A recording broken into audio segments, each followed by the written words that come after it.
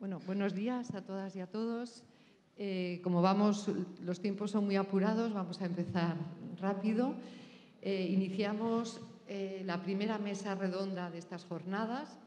En esta mesa redonda que moderamos Isabel Ortega y yo misma, y que hay 5 compañeras que van a hablar, es una mesa en la que vamos a hablar de cómo las fronteras externas, pero también las fronteras internas, el racismo, la violencia estructural y las identidades no hegemónicas marcan la vida, nos marcan nuestra vida, marcan la vida de millones de mujeres.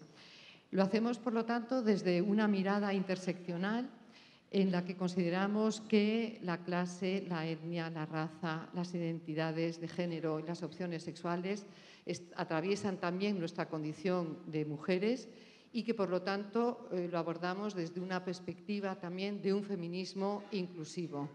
Sin más, doy la palabra para presentar a las ponentes.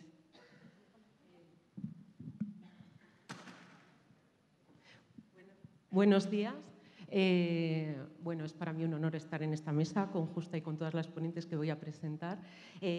Como vamos mal de tiempo, o bueno, hay tanto que escuchar, empiezo con María José Jiménez, gurú, presidenta de la Asociación Gitanas por la Diversidad, que trata de desvincular la cuestión gitana de los servicios sociales, la caridad y el paternalismo.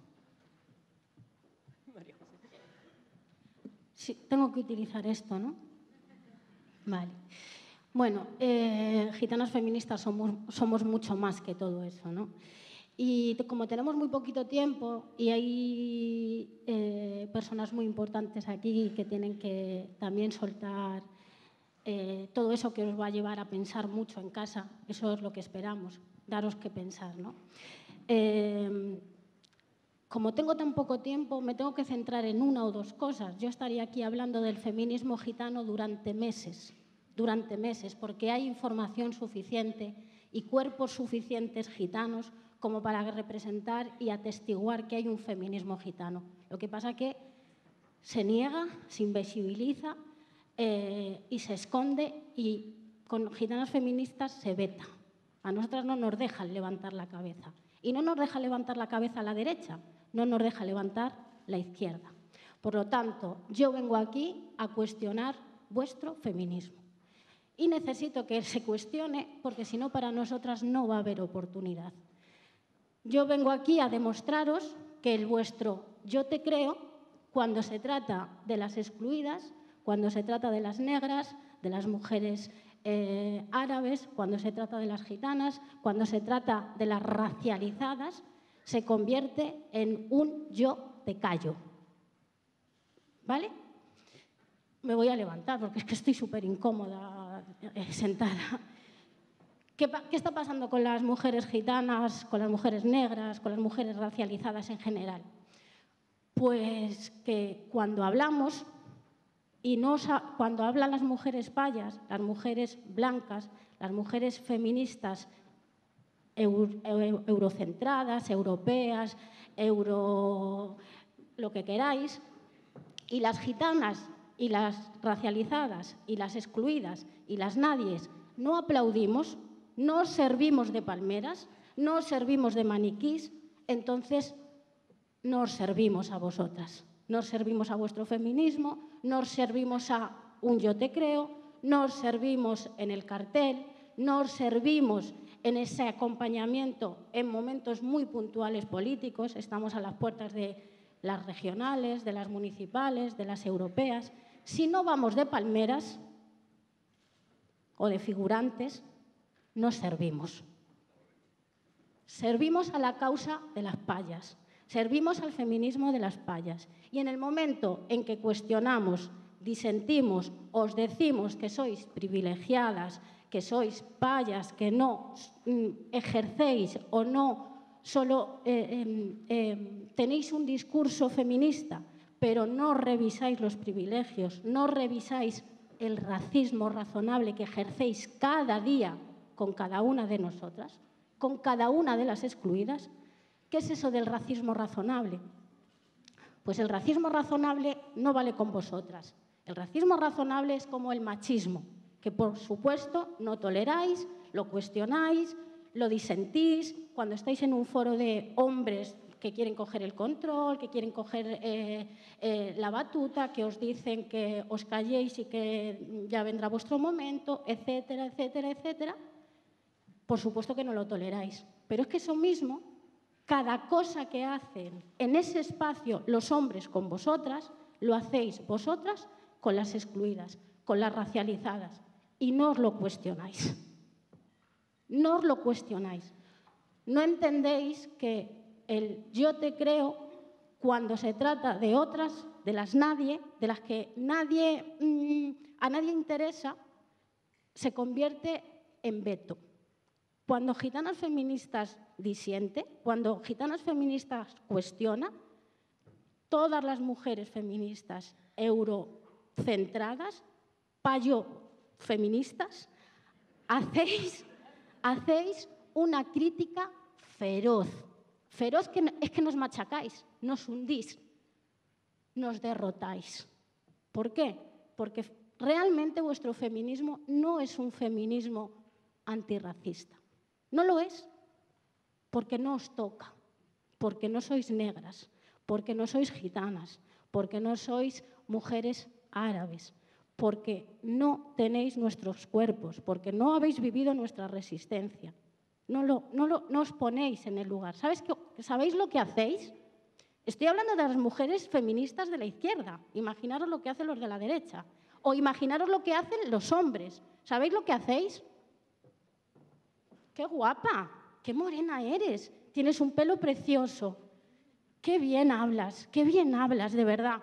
Parecemos la escena de ¿El planeta de los simios?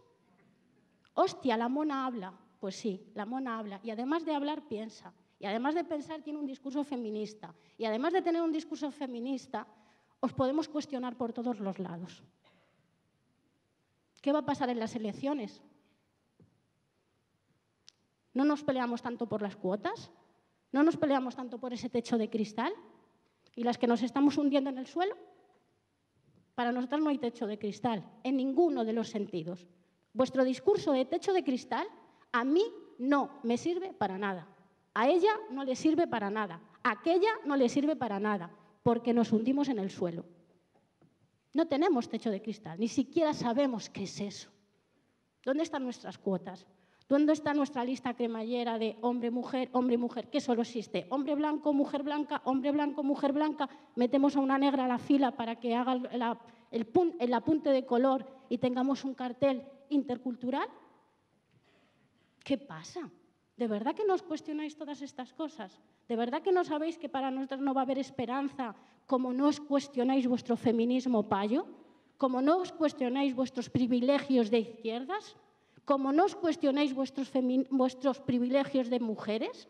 Las mujeres payas blancas tenéis privilegios y además ejercéis el racismo que llamáis razonable con las feministas excluidas. Gracias.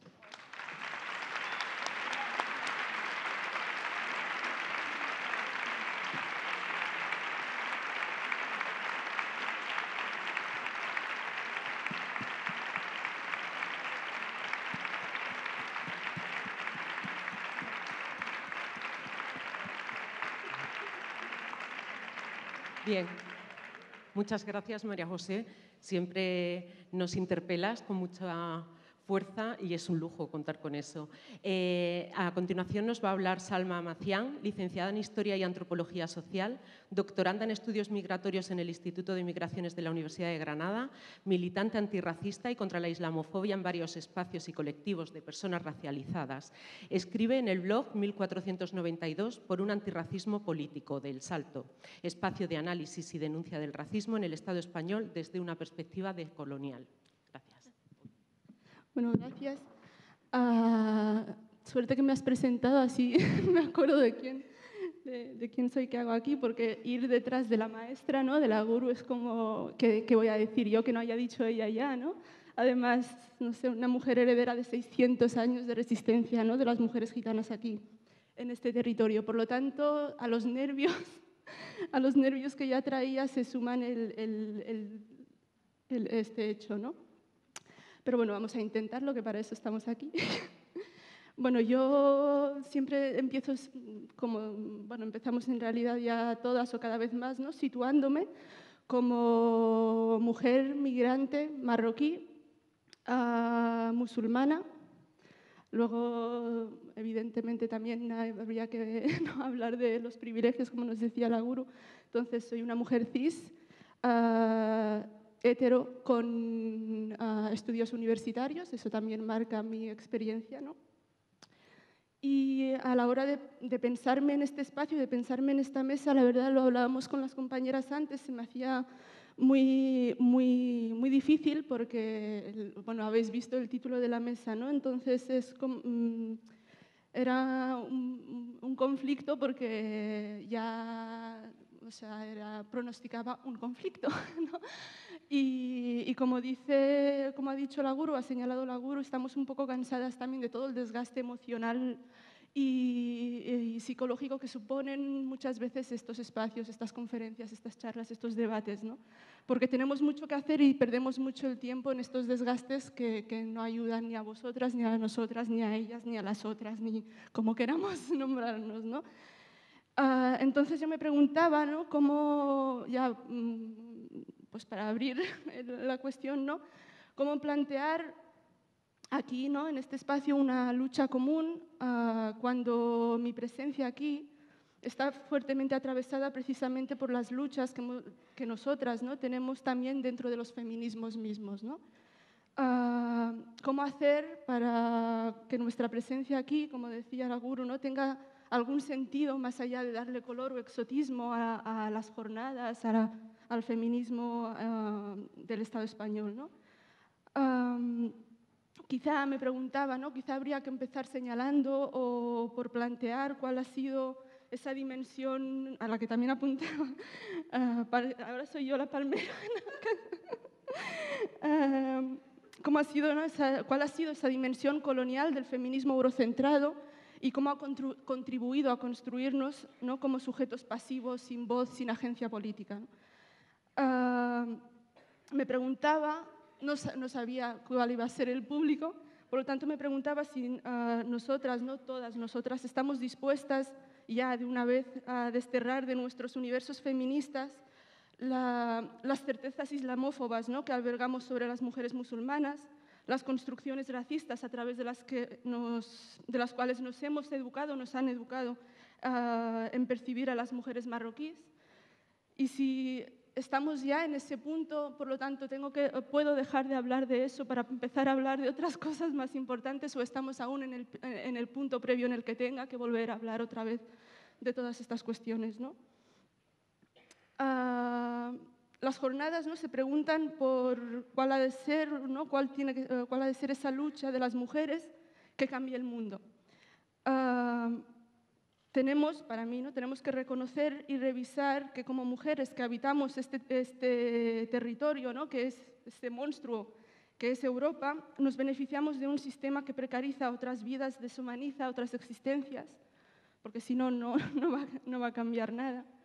Vosotras, como mujeres blancas, tenéis que romper con ese pacto tácito con un sistema colonial y un Estado racista, dominado por los intereses capitalistas e imperialistas que os benefician, os han beneficiado históricamente, y terminar con esas lógicas coloniales de lucha dentro del Estado-nación para mejorar vuestra posición en ese Estado, ¿no? Porque ahí, como dice la gurú, nosotras seguimos sin estar, ¿no? Y esa no es nuestra lucha. Nosotras también, como mujeres racializadas, pero que habitamos en el interior de Europa, habitamos el monstruo, también nos beneficiamos de un sistema que explota a las mujeres y a los hombres de los otros territorios, ¿no? de los otros. Creo que debemos sumarnos a un proyecto antisistémico real, verdadero, que termine con la destrucción de toda vida, ¿no? de todas las formas de saber, de estar en el mundo. Y para hacerlo, la única forma es preguntarnos cuál es la posición que ocupamos, vosotras y nosotras, en todo eso, con toda la complejidad que eso acarrea y con todos los dolores de cabeza que nos va a dar y con todas las horas de terapia que vamos a necesitar. Porque es así. porque tiene, ¿no?, como nos preguntamos estos días, tiene que haber una forma de hacerlo en común. Pero ¿cuál es esa forma? ¿Cómo? ¿No? Porque no nos sirven ya los relatos de unidad que no incluyen, ¿no?, esas rupturas, esas crisis, esas divergencias, porque esas rupturas precisamente explican las violencias a las que nosotras, como mujeres migrantes y racializadas, hemos sido sometidas por este sistema, ¿no?, racista, capitalista y patriarcal. Audre Lorde señalaba que ignorar las diferencias representa la amenaza grave para la movilización del poder conjunto. Entonces, habría que empezar a ponerlo en práctica ya, más allá de nombrarla constantemente de forma casi inútil, ¿no? Quizás, me pregunto, tendremos que romper con las narrativas modernas de liberación entre las cuales se encuentran los feminismos eurocentrados, y eso nos tiene que llevar a repensar las herramientas de lucha de las mujeres, no solo las nuestras, sino también las vuestras. Aquí en el Estado español hay muchísimas experiencias de activismo de mujeres migrantes y racializadas que, bueno, es verdad que no todas cumplimos, ¿no?, con lo que venía señalando, pero sí que es verdad que estamos en todos esos espacios, al menos los que yo conozco, estamos en proceso de descolonización, por lo tanto estamos en proceso de poner en marcha todas o convertir en práctica todas estas críticas o estos análisis, ¿no? Nosotras, como mujeres migrantes, reconocemos la forma específica en que la violencia estructural, racista y patriarcal nos afecta y estamos ensayando múltiples estrategias para luchar por recobrar nuestra comunidad y la de nuestras comunidades, nuestra dignidad y la de nuestras comunidades, ¿no?, pensando bien contra qué hegemonía estamos luchando y cuál es el origen real de la violencia, ¿no? Porque muchas veces esos análisis que solo se centran en el patriarcado no van a la raíz real de las violencias que vivimos, ¿no? Dentro de las genealogías de las distintas comunidades racializadas aquí en el Estado español existen muchas mujeres que han articulado la imbricación de sus opresiones señalando la modernidad occidental y su falso universalismo, por lo que propusieron con otros lenguajes y otras estrategias contra la colonización de nuestros cuerpos, mentes, pueblos y territorios, ¿no? Tenemos mucho que aprender de todas esas experiencias que ni siquiera son nombradas muchas veces, ni siquiera las conocemos, y entre las que me incluyo, porque hay muchísimas, ¿no? Esa genealogía de lucha de las mujeres está aún por hacer, porque es incompleta, de hecho es una ínfima parte de lo que se cuenta normalmente, ¿no? Me estaba acordando esta mañana de que Angela Davis decía hace unos días, ¿no?, en Madrid, que el feminismo debe ser antirracista, y todas la aplaudimos, ¿no?, nosotras y vosotras. Pero claro, habría que pasar del aplauso a la acción, ¿no? Porque, bueno, ya decía que la lucha hoy debería estar en los CIES, ¿no? La lucha de las mujeres, de todas nosotras, debería estar en los CIES o contra los CIES. Las mujeres migrantes y racializadas del Estado español venimos construyendo resistencia a la ley de extranjería, a los CIES, al racismo institucional, en definitiva, a la islamofobia, a la criminalización racial, a la precariedad, a la muerte prematura en las fronteras de Europa, en los guetos, en las comisarías. ¿Cómo puede el feminismo cambiar el mundo? Sumándose a estas luchas. En el cómo ya es otro berenjenal que para otras jornadas, porque ahí no acabaríamos. O sea, cuál es la posición que hay que ocupar, todo eso que ya hay mucho debate y también es muy cansino. Y bueno, para ir terminando un poco, porque no soy incapaz de calcular el tiempo, me gustaría bajar a tierra un poco todo esto, si puedo, para ver si se me entiende o si me explico un poco mejor, a un caso concreto que todas conoceréis, pero que pocas hicimos algo, la verdad, que es el de las temporeras marroquíes de la Fresa en Huelva, ¿no? Para considerarnos todas, nosotras y vosotras, aliadas de estas mujeres, porque yo doy por hecho que a todas nos importa y que entendemos que no podemos ignorar el tema, y que si no respondimos en su momento fue por, no lo sé, pero que no fue porque no nos importe, o no fue porque no lo vayamos a hacer en la próxima temporada, por ejemplo, porque esto va a seguir pasando. Para mí solo lo dijimos, no sé, en las movilizaciones que hicimos desde espacios antirracistas para denunciar la cuestión, que solo una comprensión de la forma en que raza, migración, clase y género se imbrican en el orden colonial moderno nos ayudaría a entender las violencias estructurales que se dan en el campo andaluz, ¿no? En este caso, aunque también pasa en otros territorios, ejercidas desde el Estado y las instituciones, y sus instituciones, ¿no? El discurso colonial sobre la mujer marroquí, que nos construye como sumisas, oprimidas, sin agencia, se ha ido sofisticando a lo largo del tiempo, posibilitando precisamente que estas mujeres no tengan voz y que nosotras nos veamos incapaz de replicar sus denuncias sin caer en paternalismo, sin caer en actitudes coloniales y patriarcales, ¿no? al fin y al cabo. La forma más efectiva de llevar a cabo lo mencionado, ¿no? de ser aliadas reales de esas mujeres,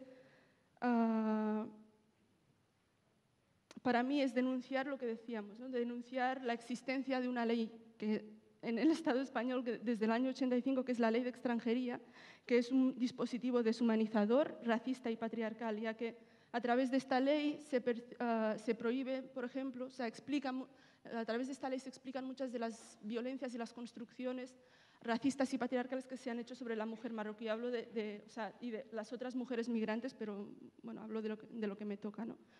A través de esta ley, por ejemplo, se prohibía hasta el 2010 trabajar a las mujeres marroquíes migradas que llegaban al Estado español por reagrupación familiar, relegándolas siempre a ese rol eterno de cuidados no remunerados, ¿no?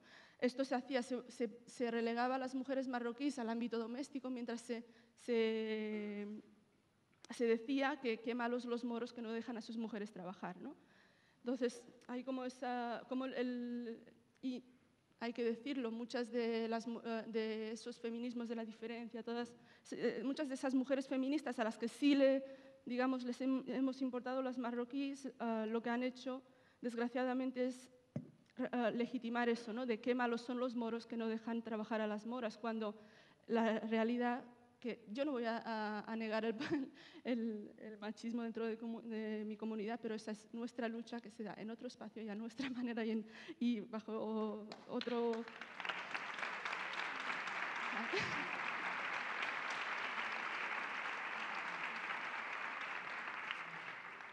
Pero en esa lucha común, ¿no? Para mí hay que señalar que lo que estaba vehiculando y lo que estaba dando fuerza a que eso siguiese pasando es precisamente el Estado español con sus leyes, ¿no? Entonces, luego también la única manera en la ley en la que se permitía trabajar a este grupo de mujeres, que son mi madre, es en el ámbito doméstico, ¿no? Entonces, creo que Cindy Hogar va a hablar más tarde y veréis bajo qué condiciones trabajan las mujeres en ese sector, ¿no? Y luego, la otra forma en la que la mujer marroquí puede entrar al Estado español a trabajar es a través del trabajo temporal por temporada, bajo condiciones inhumanas, sin ningún derecho laboral y explotadas de mil maneras, ¿no? Que ya han denunciado ellas mismas. Ya para terminar, porque creo que se me ha ido totalmente, ¿ves? Como aún escribiéndolo me voy. Para mí, ¿no? Por eso es tan necesario y urgente descentrar la lucha de nuestra lucha en común, las experiencias particulares y locales de la mujer blanca cis de clase media, de la que sigue hablando el feminismo, para sumarnos a la lucha de las mujeres marroquíes, por ejemplo, sin imponer lecturas y estrategias que, lejos de ayudar a liberarnos, acaban legitimando y enraizando las violencias estructurales que nos oprimen, ¿no? Y eso es una invitación a la que todas estáis invitadas. Ya termino.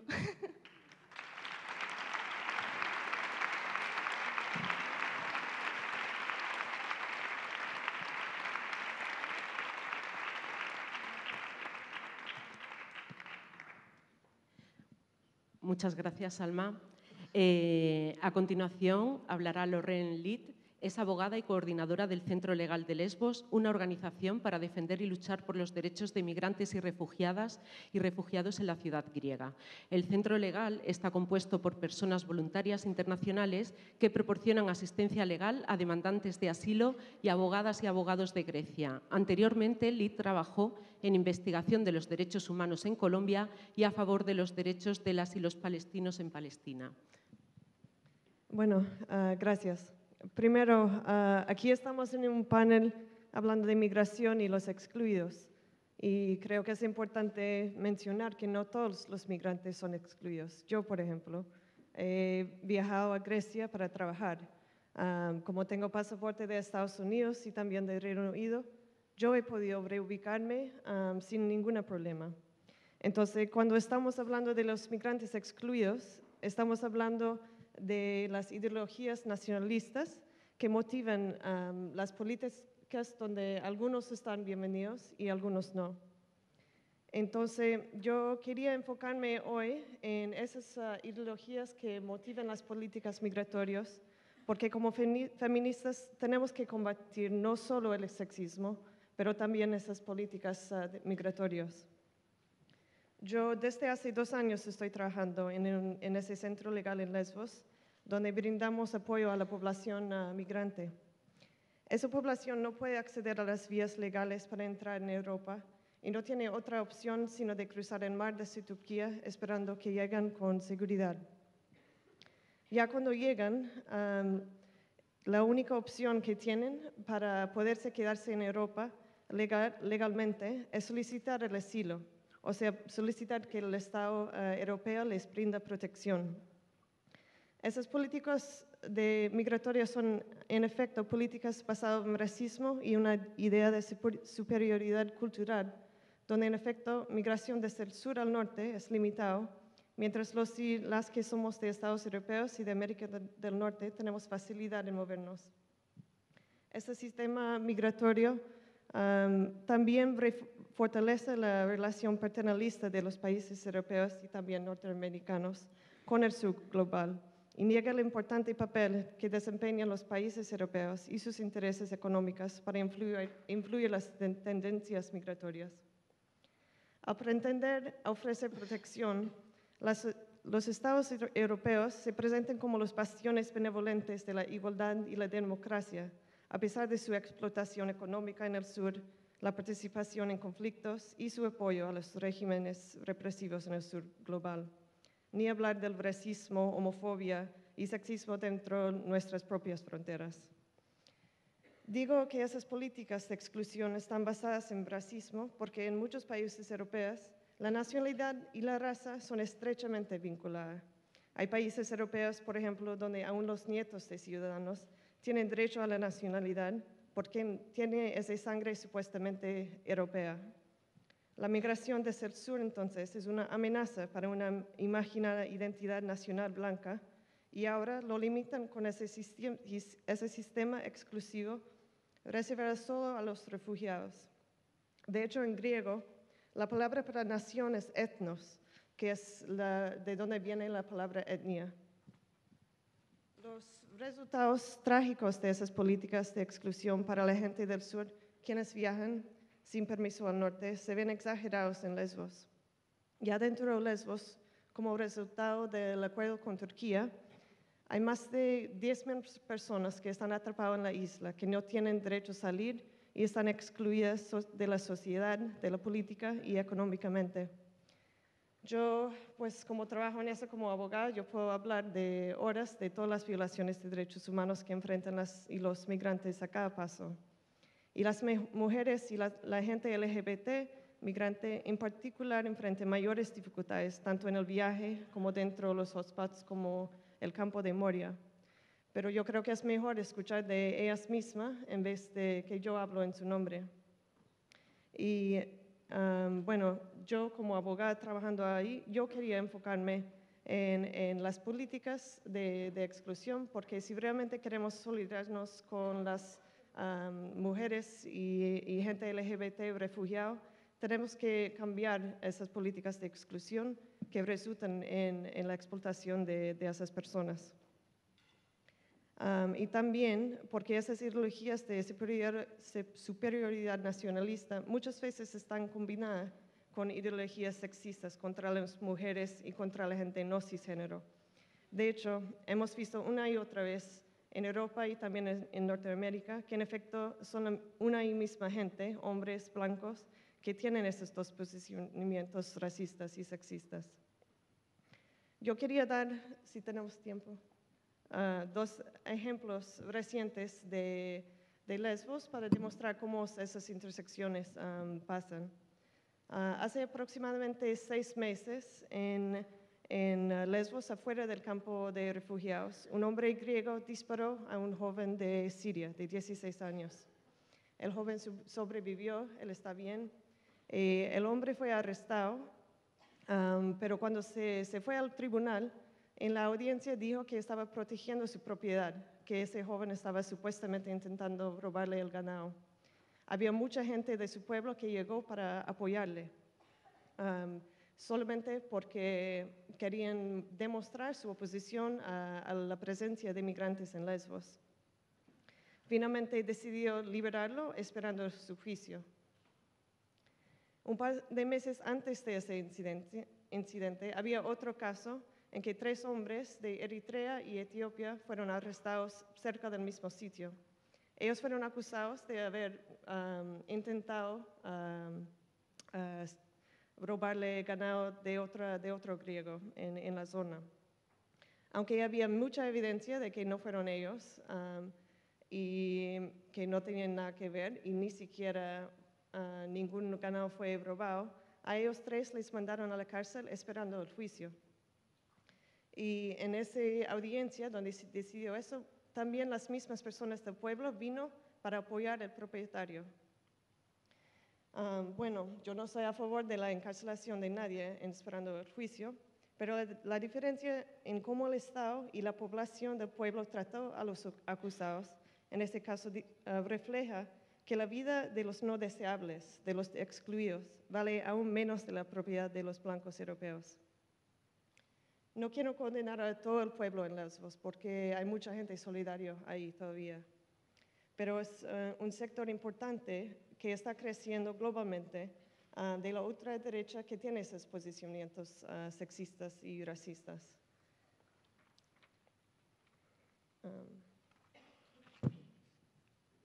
Bueno, ¿y por qué menciono esos 2 casos en una conferencia feminista? Bueno, yo creo que a nadie le sorprende que el hombre que disparó al joven de Siria antes había sido encarcelado por haber asesinado a su esposa. Y aunque es conocido públicamente que ese hombre había matado a su esposa y que utiliza la violencia para mantener su control sobre sus alrededores, él tenía el apoyo de mucha gente en su pueblo. La oposición a los migrantes que vienen del sur, para ellos obviamente es más importante que la vida de la mujer asesinada y ni hablar de la vida de ese joven de Siria. En ese caso, es un caso extremo y estoy simplificando muchas cosas porque no tenemos mucho tiempo hoy, pero en general, bajo esas ideologías sexistas y racistas, para mantener su poder, las vidas, los cuerpos y los intereses de las mujeres, de la gente LGBT y de las y los migrantes son desechables. Tenemos responsabilidad de combatir no solo el sexismo, pero también las políticas racistas de migración. Y tenemos esta responsabilidad porque es la misma lucha y también porque las mujeres blancas europeas nos beneficiamos de las políticas migratorias que mantienen una clase de gente sin derechos dentro y fuera de Europa. Como tú mencionaste, Angela Davis hace unas semanas dijo que el feminismo será antirracista o no será, y yo no lo puedo decir mejor que ella. No podemos hablar de igualdad si dejamos afuera de nuestra lucha a las personas migrantes y refugiadas que están oprimidas por las políticas europeas y norteamericanas. Y como feministas tenemos que solidarnos con las personas migrantes y refugiadas que son marginadas y explotadas por las políticas capitalistas y coloniales, tanto en sus países de origen como cuando llegan a Europa. Si queremos cambiar el mundo con el feminismo, tenemos que unir fuerzas contra esas políticas violentas de exclusión y represión.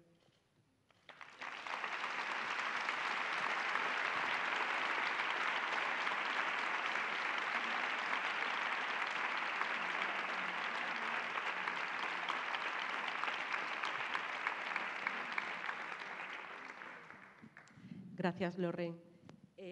A continuación va a hablar Elizabeth Gary.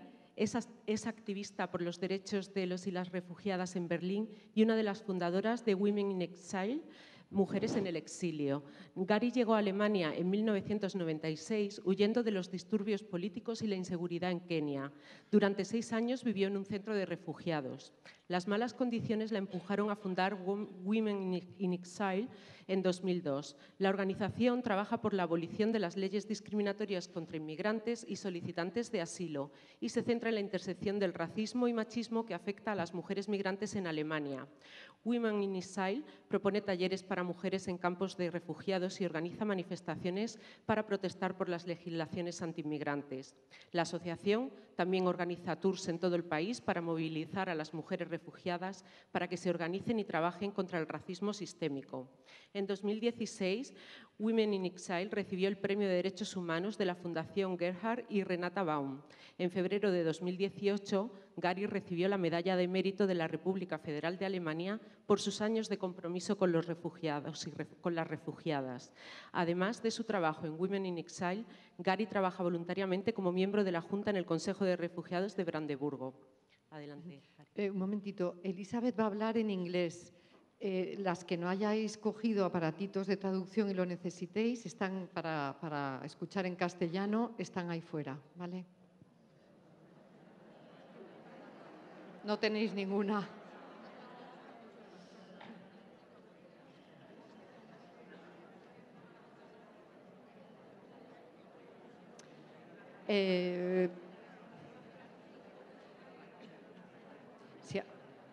Sí, a ver, sí. ¿Alguien puede subir para hacer la traducción simultánea, consecutiva, desde aquí? Creo que va a ser más fácil que dar una pausa para que todas vayamos a recoger los aparatos.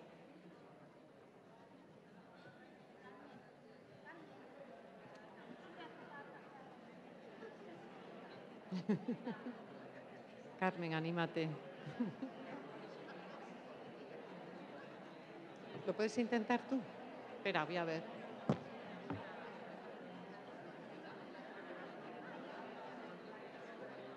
Es que si ahora...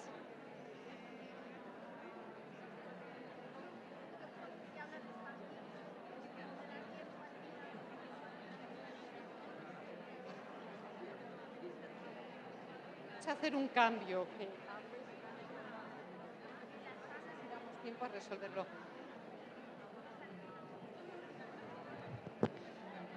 Marina, ¿te importa hablar tú ahora? Mirar, mientras que tratamos de resolver esto para que pueda haber la traducción consecutiva, damos la palabra a Marina. Sí. ¿Presentas tú, por favor? Sí, va a hablar Marina Sáenz, es licenciada y doctora en Derecho, catedrática de la Universidad de Valladolid y abogada. Es autora y coordinadora de 5 libros y más de 30 publicaciones científicas. Ha impartido más de un centenar de conferencias, cursos y seminarios sobre diversos temas jurídicos. En relación al movimiento LGTB, es asesora de varias organizaciones y coordinadora del área trans de la Fundación Triángulo, así como miembro del patronato. Es también miembro experto en los grupos de trabajo para la aprobación de diversas leyes en materia de transexualidad. Ha trabajado para el Ministerio de Sanidad e Igualdad Social para la elaboración del protocolo de atención a la transexualidad. Ha participado además en temas relacionados con la identidad de género en múltiples foros nacionales e internacionales. Adelante, Marina. Buenos días a todas. Intentaré ser breve para que no apretemos mucho. Estoy en una mesa que se supone que versa de exclusiones y marginaciones, que se supone que versa sobre violencias que sufren las mujeres, ¿no?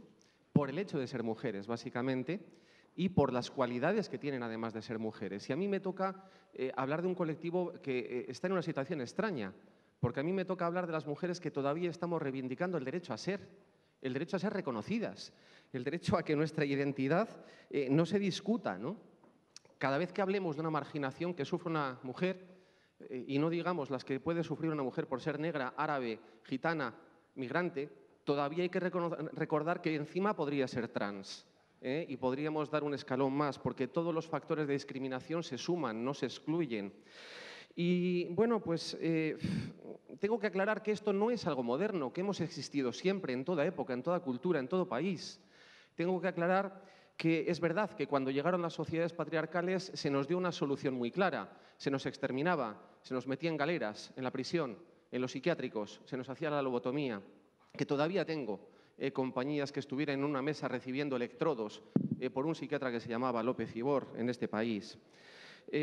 Ocasionalmente se nos tolera, ¿no? Ocasionalmente se nos admite, pero no ha sido la norma general en una sociedad patriarcal. Quiero recordar que en 67 países soy una delincuente potencial, que en 8 se me pueden aplicar la pena de muerte, que todavía aquí en este país vamos a cumplir ahora los 40 años de la Ley de Peligrosidad Social y que realmente abandonamos el Código Penal en el año 94. También quiero señalar que en muchos países se han firmado todas las cartas de derechos universales y derechos humanos habidos y por haber, pero se nos asesina con una alegría enorme y mayormente con impunidad. Si traspasáramos el índice de asesinatos que sufrimos en Centroamérica, en Brasil, en el conjunto de Latinoamérica o en África, al conjunto de la población femenina en general, no estaríamos hablando de 50, 80 mujeres asesinadas por violencia machista, estaríamos hablando de varios miles. Es que es un escándalo, como una colectividad tan pequeña, somos aproximadamente una de cada 40.000 personas, reúne una concentración de violencia tan grande. ¿Y por qué vamos a hablar solamente de eso? ¿Hablamos de las agresiones sexuales? ¿Hablamos de las burlas, de los insultos, de la exclusión laboral?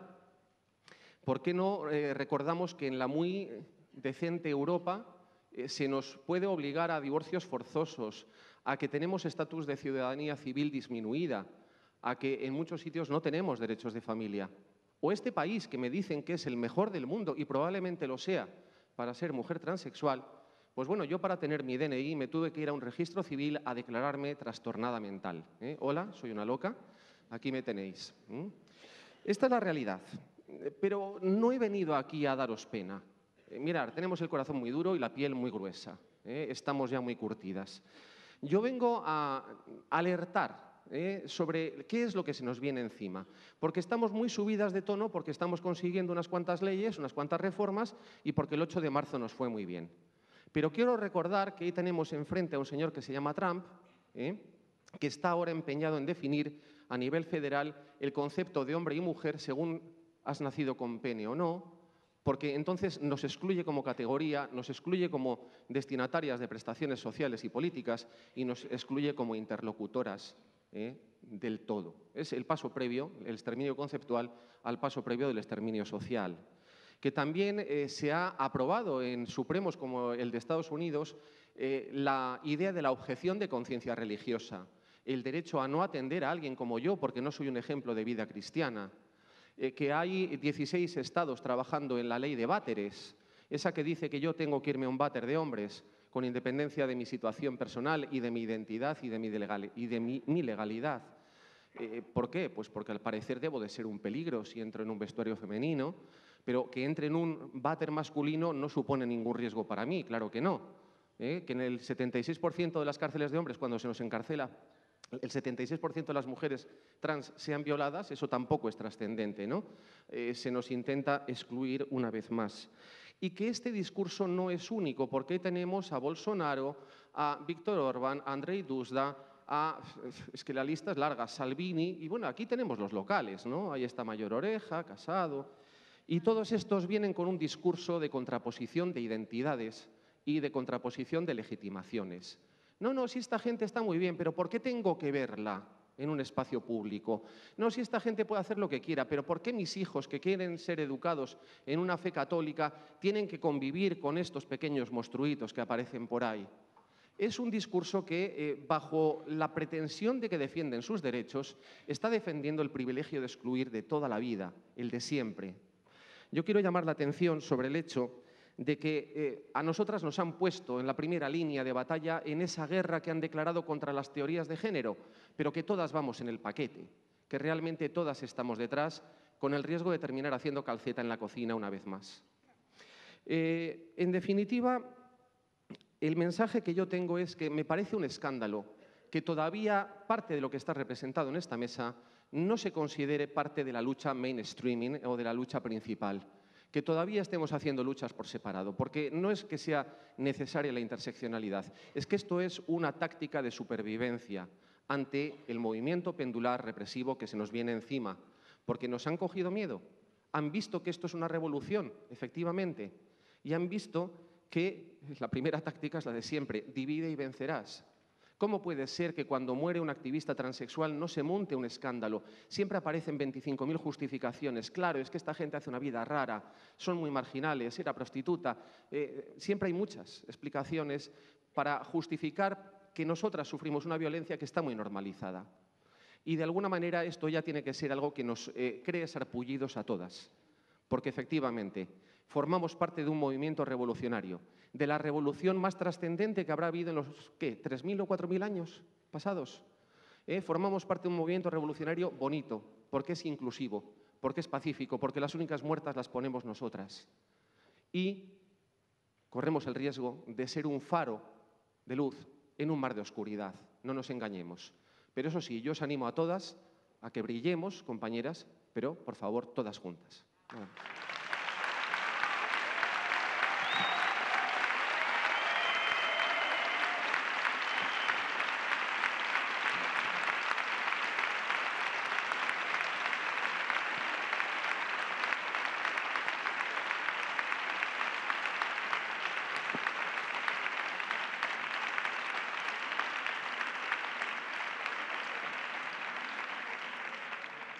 Bien, ahora sí retomamos la presentación que ya había hecho con Elizabeth Gary. Te escuchamos. Muchas gracias. Siento el problema que parece que he causado. Nosotros, voy a hablar de Alemania, que es donde vivo. Nos sentimos excluidos, aislados y aparte de todo eso, no sabemos cuál es nuestro destino. La mayoría de las mujeres están esperando que les deporten. Hablando de las leyes y cómo excluyen los migrantes. Por eso hemos organizado el grupo como mujeres, porque pensamos que estamos excluidos de la oportunidad de empleo, de la sociedad, que vivimos en campamentos, fuera.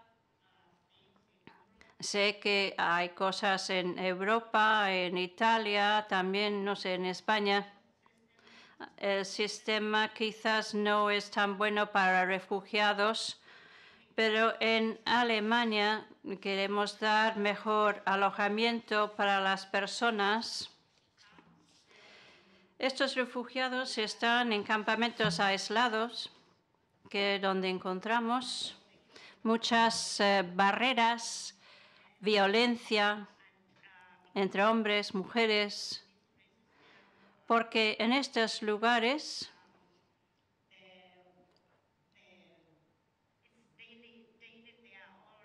cada día existe este problema de violencia contra las mujeres. El tema es que cuando las mujeres denuncian, se van a la policía, cuando van a la policía, no les proporcionan soluciones, porque igual cambian una persona de un campamento a otro, pero van a encontrar lo mismo. Por lo tanto, nosotros decidimos organizarnos, a hacer una campaña contra estos campamentos encontramos que todos los problemas se centran más en las mujeres. En nuestra lucha hemos hecho campañas, manifestaciones en contra de esos campamentos. Lo que falta en los movimientos feministas en la sociedad es la solidaridad.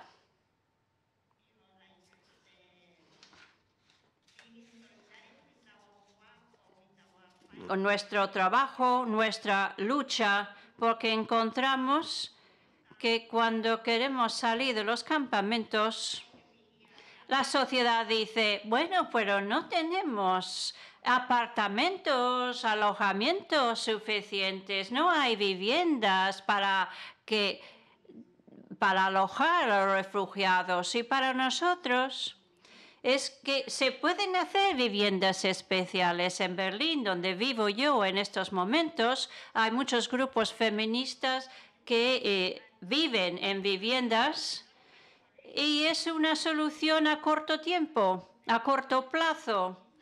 Pero el gobierno tiene que asumir la responsabilidad de esas viviendas para que las mujeres y niños puedan salir de estos campamentos.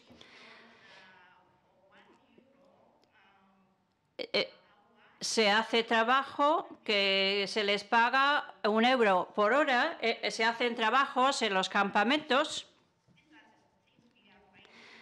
Estamos luchando contra eso. Y estas cosas pequeñas, pensamos que el movimiento feminista nos podría ayudar, porque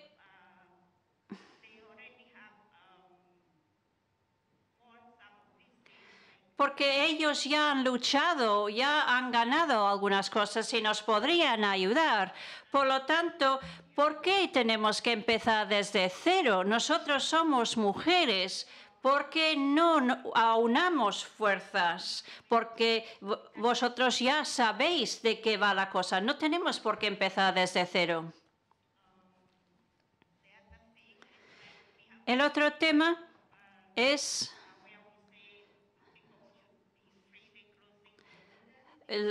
de cerrar las fronteras, la campaña contra cerrar las fronteras.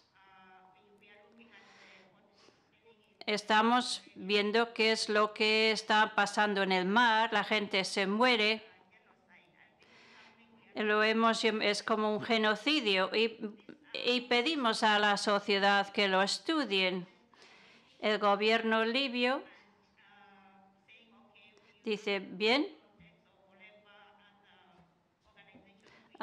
tenemos organismos que pueden impedir los refugiados que salgan del país. Vamos a poner fronteras en el continente africano para impedir la salida de los refugiados.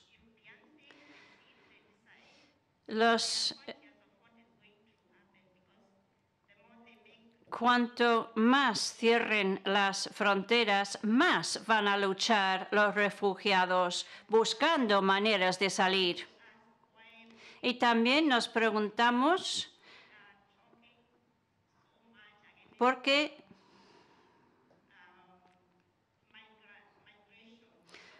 se habla tanto contra la migración. Para nosotros, el movimiento feminista tiene que trabajar, tiene que haber solidaridad, porque yo creo que todos los casos están interconectados. Existe discriminación, como negra, por ejemplo, también en un país de blancos, sobre todo en Alemania. Puedo hablar mucho también. Todas estas cosas tenemos que luchar como feministas, porque estas luchas, como he dicho, están interconectadas y tenemos que luchar todos juntas. En la actualidad, para nosotros, es como las leyes que protegen a las mujeres europeas. ¿Por qué no protegen también a las refugiadas? Como la violencia. Cuando se aplican las leyes a las mujeres refugiadas, son diferentes a lo que se aplica a las blancas en Alemania. En 2015-2016, creo, en una noche vieja,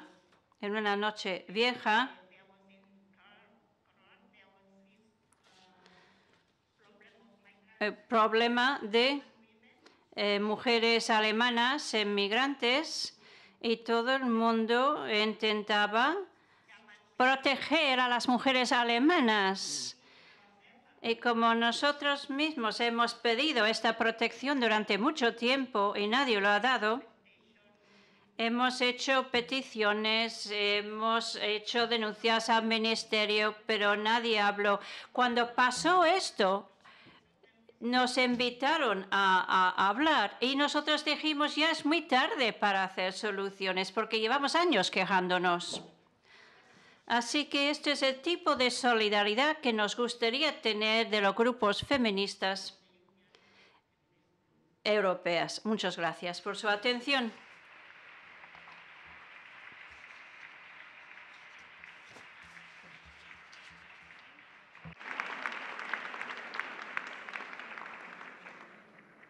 Bueno, gracias, Elizabeth. ¿Tenemos tiempo de debate? ¿Dónde está? ¿Sí? Venga, pues preguntas para la mesa, para las ponentes.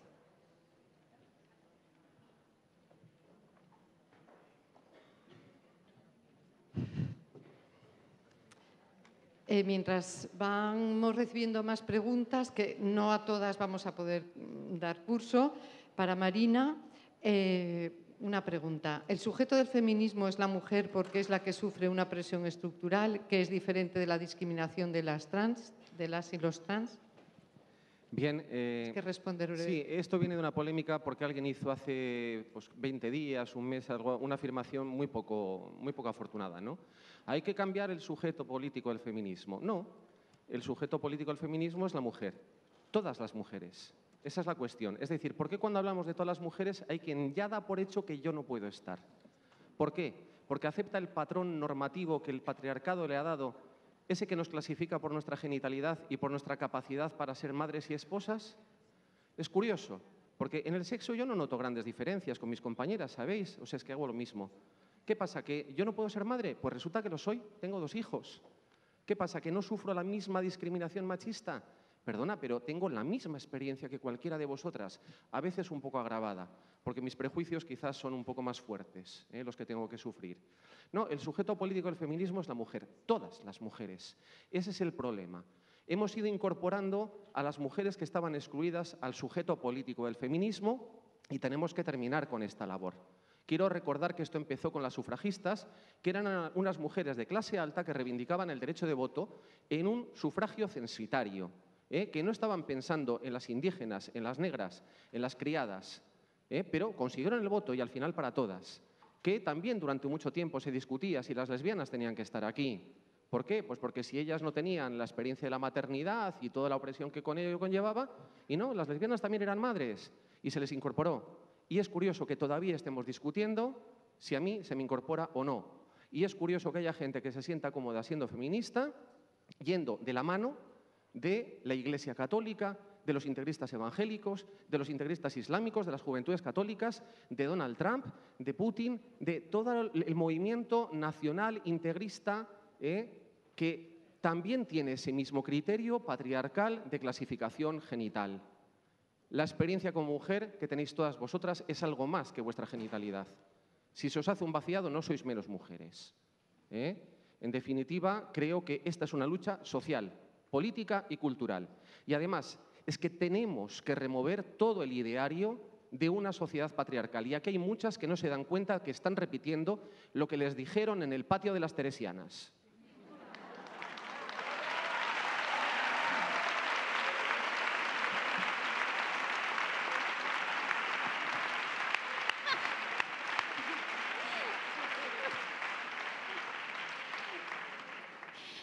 Bueno, yo tengo aquí 2 preguntas. Una es, ¿tú crees que, me preguntan si el tema del caso de La Manada, si hubiese tenido la misma repercusión o si las respuestas por parte de la sociedad en general hubiese sido, si la víctima hubiese sido gitana? Por supuesto que no. No hubiese tenido el mismo impacto, no. Y tenemos muchos ejemplos de esto, muchísimos ejemplos de esto que ha pasado, pues, no solo con gitanas, sino con mujeres negras, senegalesas, afrodescendientes. Os recuerdo el 8 de marzo, fue todo un éxito, ¿no? Estuvimos llenas, con una sonrisa de oreja a oreja, íbamos por la calle y parecíamos que éramos diosas, ¿no? Pero a los 20 días, un grupo de mujeres negras denunció su violación en un campo de recogida creo que de fresas. ¿Qué pasó con ese 8 de marzo tan potente, con ese 8 de marzo tan feminista, con ese 8 de marzo de mujeres tan poderosas? ¿Qué pasa? ¿Dónde estabais? A los 15, 20 días pasó esto con un grupo de mujeres que tuvo el valor de denunciarlo públicamente. ¿Os movilizasteis? ¿Como lo del 8 de marzo? ¿Os movilizasteis como para la manada? Ahí tenéis la contestación. Si os podéis contestar vosotras mismas, si no hace falta que nos preguntéis, solo tenéis que cuestionaros cuando os paréis. 2 minutos.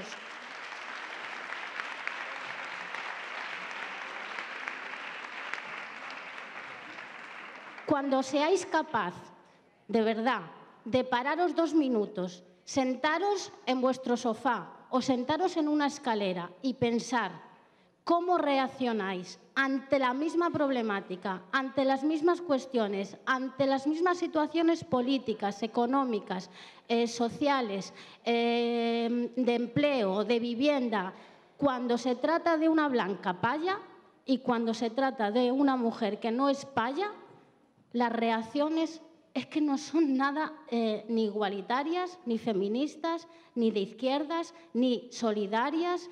No hay nada de eso con nosotras. ¿Qué os juntáis? ¿4? ¿4? Claro que tenemos apoyos. Gitanas feministas tenemos muchos apoyos, pero no tenemos los apoyos suficientes. No tenemos esa fuerza que tiene el movimiento payocentrista. No lo tenemos. Hay otra pregunta que me dice, ¿cuál es la relación del feminismo gitano con el feminismo latinoamericano? Pues la relación es la raza. Cuando una mujer se sitúa en un cuerpo que no es blanco, no blanco de pigmentación, sino en un cuerpo que no es payo, en un cuerpo que no es privilegiado, en un cuerpo que no es de Occidente, tenemos todo tipo de relación. ¿Y cuál es la relación final o la relación de raíz? El racismo razonable. Señoras, que existe, que podéis ser racistas con cualquiera de nosotras, que os lo permitís, que es que encima os validáis para decirnos cómo tenemos que hablar, cómo tenemos que vestir, qué tenemos que decir, cómo tenemos que comportarnos en los colegios, cómo tenemos que comportarnos ante una entrevista de trabajo, qué tenemos que esconder de lo nuestro que no os gusta y encima tenemos que renunciarlo. Es que nos tenemos que renunciar. ¿Para qué? Para parecernos a vosotras. No nos queremos parecer a vosotras. En muchas cosas sí, en otras cosas ni de coña.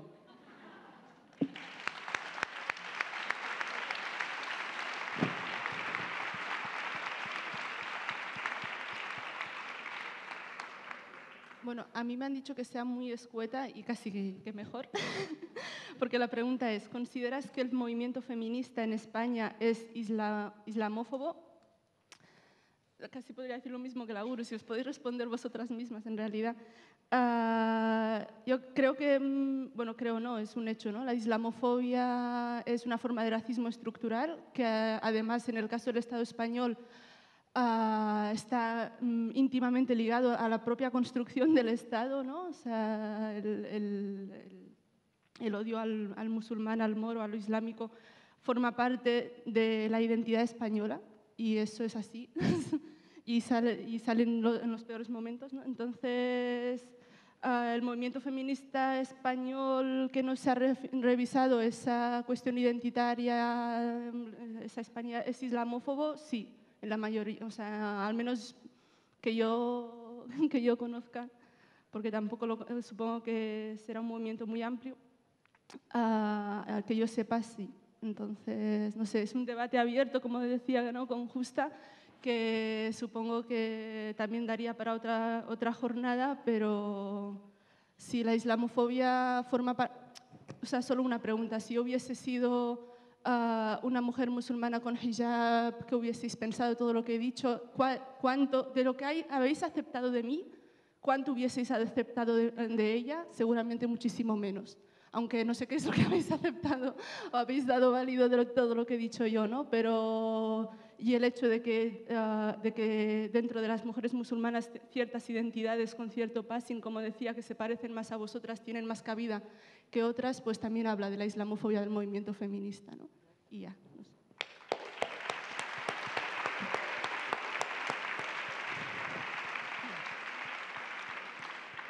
Mirad, han llegado otras 4 preguntas que son generales, que podría ser para toda la mesa, pero que no da tiempo de ninguna forma porque ya las compañeras han tenido que reducir sus explicaciones a lo mínimo.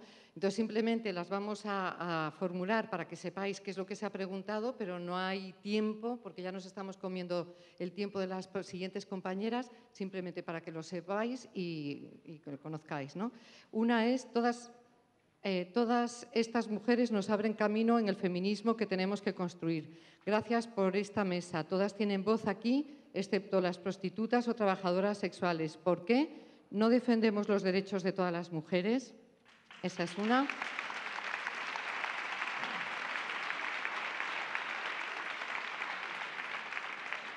Otra pregunta es, ¿cómo construir alianzas entre la diversidad feminista más allá de las diferencias? ¿Qué valores debería defender el feminismo desde la diversidad?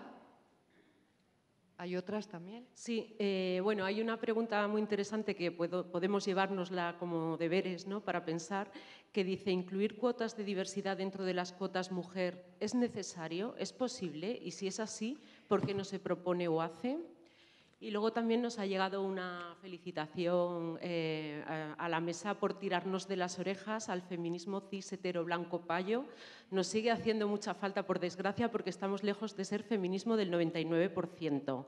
Siguen faltando personas con diversidad funcional, prostitutas, etcétera, y las personas queer y no binarias, que también muchas veces somos les nadies, pues ni siquiera existimos ni a nivel legal ni para el resto de los feminismos. No nos olvidéis.